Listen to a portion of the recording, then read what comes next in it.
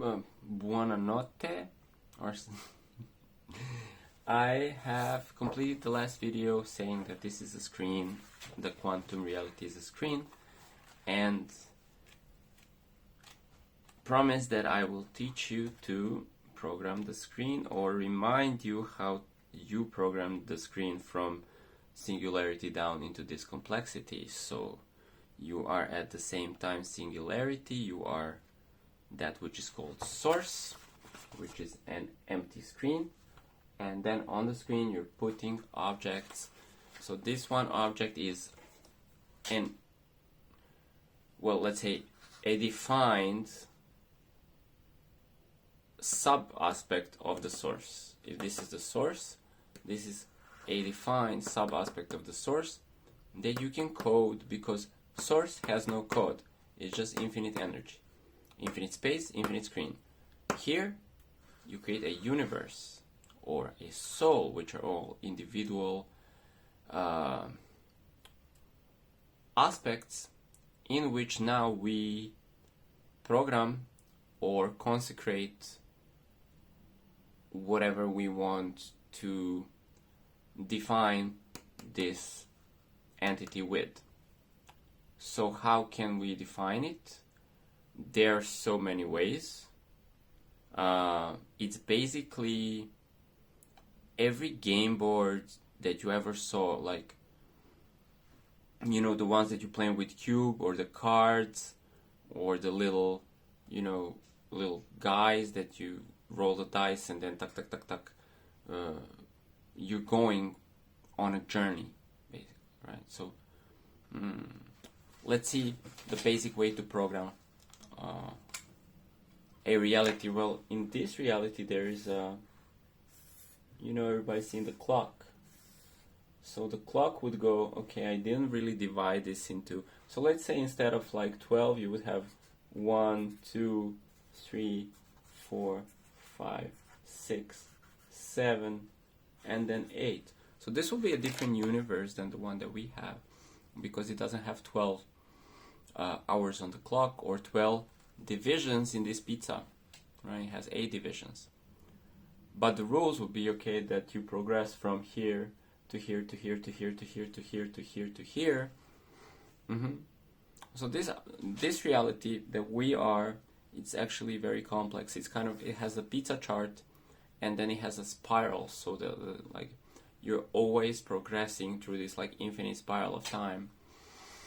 In a way, it would be too complex to get into how this reality works, because we really want to explain how to consecrate something more simple in an already existing reality. So if you go into the game design of some of the board games, they get very complex. You know, where some of these you have many types of cards with many qualities, and then you battle cards. I'm not even a big nerd for these board games. I hardly ever played a few, but mostly you will have a defined portion of the screen, and then you will have souls that are all source players, right? So this is you guys. I'll just like indicate that these are, that you exist as your own individual little gods, baby gods. So now when you want to enter this arena, there will be rules that apply. So like a rule of this arena that you're playing that you call Earth is you're gonna get an Earth body avatar, right? So this is like your human. So your soul, you're becoming human in this container. This is one of the rules of this container. If this was a Monopoly board, Monopoly, right? In the Monopoly, you are also a soul. Maybe the Monopoly is actually a subset of the human reality, right? So you have another board here. So now you're a soul, you're becoming human, and then through the same awareness, then you're projecting into this Monopoly dude. They look something like this. Now these rules apply. The rules of this subset apply, and here is the Earth subset, and here is the source. So now you know how to consecrate yourself an aspect or a playing field or a game board inside of the source. You just take a piece of paper. Now, let's say something like this, right? You can add things to this reality right here. So what you create on this piece of paper that you're drawing on the source screen and you're coding with the God code, it can be added onto this reality. It can become a holographic projection inside of the physical reality. It can become a timeline in this theater. Okay? And this is basically because you're all the time creating this human theater by your imagination. So if you're consciously creating, you know that what you imagine becomes a reality. But this is this teaching right here is maybe more oriented to those of you that want to become game masters, like a business owner or a different type of game master, somebody who is conducting a certain type of gameplay for other players. A host, let's say you're becoming a host, so you need to have defined rules of your game board. And this may be a bakery or a record shop or, you know, a mini mart, whatever. It can be a brick and mortar business, or it can be an app. Everything has a rule, right? It's more easy to understand this with video games, because when we're creating a business with, you know, business uses like some ideas like client avatars and whatnot, because you're actually going to have people come into your game board, your business, and become like incarnate there as a person that you prescribe them to be, because they have many roles. So souls that are coming into a business, they have many roles. In different board games, they play different people. Mm-hmm. And that they might be coming to you. So let's say you have a business, like something funny. Let's say you tie people up with ropes, users, okay, or players. You tie them up with ropes, and then you whip them. So like, and they feel happy. So this needs to be described in your like terms of agreement. So somebody will usually then pay $1 to get into your game board, and here is you, another soul. So you are coming into the game, you're being a game master. So let's put the crown, so you're the master of the game, and then somebody comes to play a citizen or user inside of your game board. And if you give them rules 1, 2, 3 where they need to step on, then they will try to play your game and they will feel how they resonate with it. And they can always go out. Now, some games are like, you don't get out unless you finish, or, you know, like Battle Island or something like this. You have to eliminate all the opponents before only one can get out alive. So there are all kind of games. Some of them are more cruel and morbid because you actually have to kill everybody else from your classroom. That's like Battle Royale or something like this. So you have to kill all the other kids from the class, and there's only one kid can get away from the island. But now, because you are actually source, you can get yourself out of that contract. You can get yourself out of any contract and kind of like cancel the gameplay, unless you forget that you are the source screen and the source consciousness, and you are still performing under the character, okay, under the avatar of that video game. So let's say in a human on Earth, you have to finish your lessons. That's called karma, which is a gameplay history of different roles and different characters, so you can neutralize and transcend them.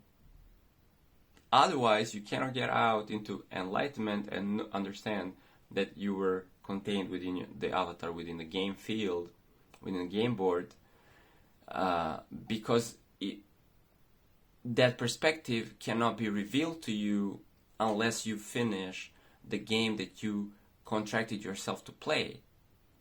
Now still, you would give to yourself a sort of safety, which is like whenever you pray to God, when you're human and you're like, God save me, your ass gets saved. Because that's like a safety switch where however much under you are the illusion and there's like panic going on and you're really getting like hurt, well, there's an inner voice that's gonna say like, call God and pray, like, and you then pray and God comes to the rescue and somehow magically you get healed or saved or whatever. Well, it's because you were God and then you were kind of like gave yourself an escape mechanism. But then there's also a different rule. You can reveal this to players in the game if this is going to be a spoiler. See, so there are like some etheric quantum boundaries in place where, let's say, players that are not enlightened, so they're still under the game illusion, they cannot hear or perceive that everything is obviously the screen and everything is obviously God. They don't see that. They're being entertained by the gameplay and their mind analysis all the time that is giving them an appearance of understanding of themselves as a character within a plot. So the movie is always like playing, so you can't see that it's a screen because it's always entertaining you in a way. Now, unless you call God and say, I don't want to play anymore, get me the fuck out of here, I hate this life, I'm done. At which point, there's like, shoop, everything. But you have to mean it from like the bottom of your soul, or you have to mean it from your will that goes underneath your identity. So from the innermost self, you have to be actually God who's saying, okay, what the fuck is this? Like, I'm getting out of this. Right? So that's also the awakening. It's kind of like, the fuck is this? Like, it doesn't make any sense. And then layers of this theatrical performance will kind of like dissolve all at once, or layer by layer, depending on the intensity of the spiritual seeker, right? So spiritual seeker is probably one that got tired of the game plot and it's like, okay, so I did this and I did that and I did this and I did that and I did this and I did that and I did this and I did that, and now what? So they say, Patanjali actually said, like, so one of the players said, so if you didn't done this and did that and done this and did that, and you're like, now what? Then you do yoga. Because yoga is coming back to self that's actually containing the whole gameplay. So there are players in the multiplayer arena now that are experiencing the game as a virtual reality, being completely immersed into their character. So they're like not enlightened because they are God choosing not to be enlightened, aware of itself, choosing to be immersed in a character. And for them, whatever they're learning, whatever they're playing out, it's a narrative that's going to give them a joyride. Okay, maybe a horror Rocky Picture Show, I don't know. But everybody has their own script. And this script can be created in so many ways. So really the purpose of it could be learning, could be evolution, could be... But it's entertainment purpose. It's entertainment purpose mostly. And then you can like upgrade your warrior, you can upgrade your sorceress, you can upgrade your wizard, whatever. There is also the level of the playing where is like awakened or self-realized, where you are God in the screen, and then your screen, and then you're the screen and the consciousness, and you're also the avatar in the screen. So then you can create from a different level, so you will not be experiencing the reality as a physical one, but you can create from the template for reality. So you can manifest a timeline, or you can manifest a universe, or you can manifest a game board that can actually manifest itself as a holographic universe, because you can infinitely explore all the possibilities that are already embedded into this universe. Infinitely explore infinite possibilities that are already embedded into this universe, just like map building. So you can manifest a map, you can manifest a forest or a mountain or whatever, or you can move the objects around the map on the plane called Earth. Because that is the aspect of the map editor, simply. It says in the book, Srimad Bhagavatam, I know, it's like Krishna came and he moved the mountain, and Jesus said, like, you can say move and the mountain will move, but because it's a Christ head, right? So that's one head that understands I'm the consciousness beyond the screen, or together with the screen, not beyond, but like on the singular level of reality, it's just consciousness and the screen. So all the mountains and the universes and the people, they are the gameplay or the theater props, and it does not matter how big that theater prop seems. Is it like a mountain or $1 billion or a billion gold coins? How big does that look to this little physical guy? Because you don't need the muscle, you don't need the strength to conquer, or to conquer an army or whatever, because you can create a script and you can edit the map because you're the screen. So you can edit the map, you can just edit the screen. So now you have what? Quantum paintbrush. Quantum paintbrush, you're painting over the reality, any aspect of the universe that has been created. There are infinite, intricate aspects of the universe that you can explore, and you can arrange and add and even edit the universe, or copy paste the universe and then keep this one going and then edit the other one, and then see the comparative change, where like what's happening in universe A and universe B, right? Because in the universe A I added Shrek people living in New York City, and somehow there's a plot where that becomes like a normal thing, and then universe A there's no Shrek people living in New York City, there's just like, you know, Chinese people and white people and black people, and there's no Shrek people. And then you kind of like jump ahead, you see what's happening in this universe, what's happening in that, so you can create different plots. It's more like total production. Let's call this like total production. Alright guys, hope that is fun. So like I'll hit you up with another video soon. Ciao.